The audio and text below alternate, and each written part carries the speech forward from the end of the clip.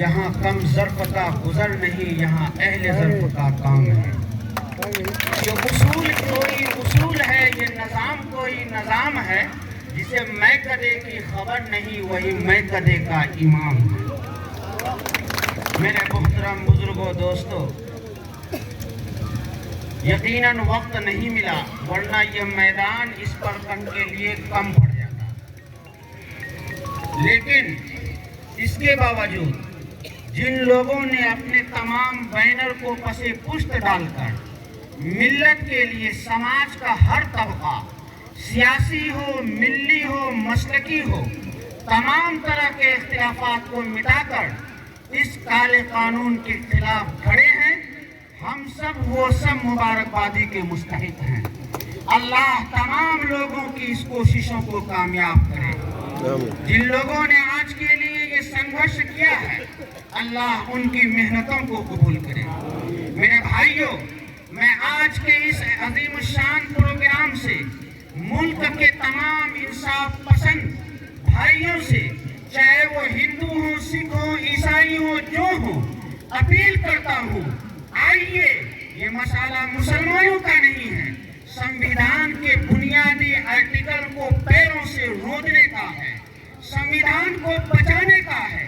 جنگ آزادی میں ہم نے کاندھے سے کاندھے ملا کر انگریزوں کو باہر نکالا۔ انشاءاللہ ہماری اور آپ کی طاقت ملے گی تو یہ ظالم کو بھی ہم انشاءاللہ باہر گرا دیں گے۔ میں آپ تمام حضرات سے آج ایک وعدہ لینا چاہتا ہوں کہ 20 تاریخ کو کشن گنج کی سڑکوں کو ہم لوگ جام کر دیں گے انشاءاللہ، اور حکومت کو کشمیر کے بعد سیمانچل کی سب سے زیادہ آبادی والی مسلم اکثریتی علاقہ، جہاں بھائی چارہ کا صدیوں سے پیغام رہا ہے، یہ پیغام دیں گے کہ ہم کسی بھی حال میں اپنے دھارمک استھلوں کو برباد ہونے نہیں دیں گے۔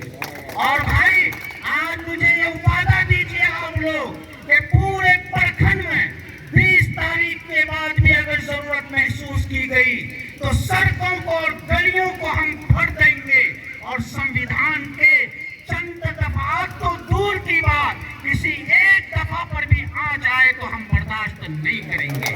عمارت شریعہ نے گردنی باغ میں 36 مارچ کو جو دھرنا دیا تھا، اس زمین سے بھی ہم لوگ شامل ہوئے تھے۔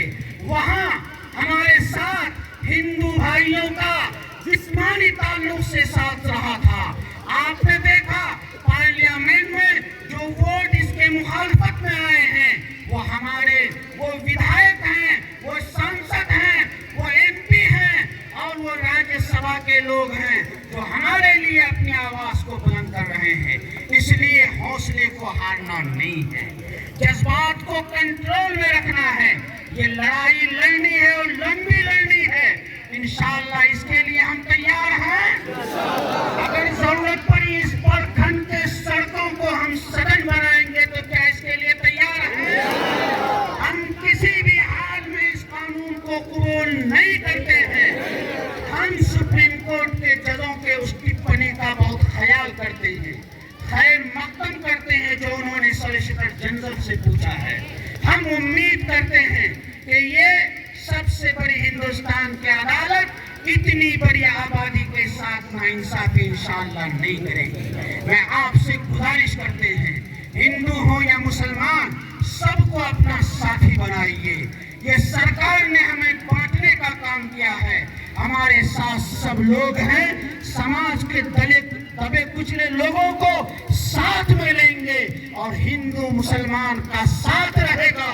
صدیوں سے ہم رہتے ہوئے آئے ہیں، چند یہ فرقہ پرست لوگوں کو یہ محبت راس نہیں آتی ہے، اس لیے وہ اس طرح کا قانون لا کر ہمارے گھروں میں دیوار کھڑی کرنا چاہتے ہیں۔ ہم چاہتے ہیں مندروں میں گھنٹی بھی بجے، مسجدوں میں اذان بھی ہو، گرودواروں میں لنگر بھی چلے، اور سکھ بھی آزادی سے جیے، ہندو بھی آزادی سے جیے۔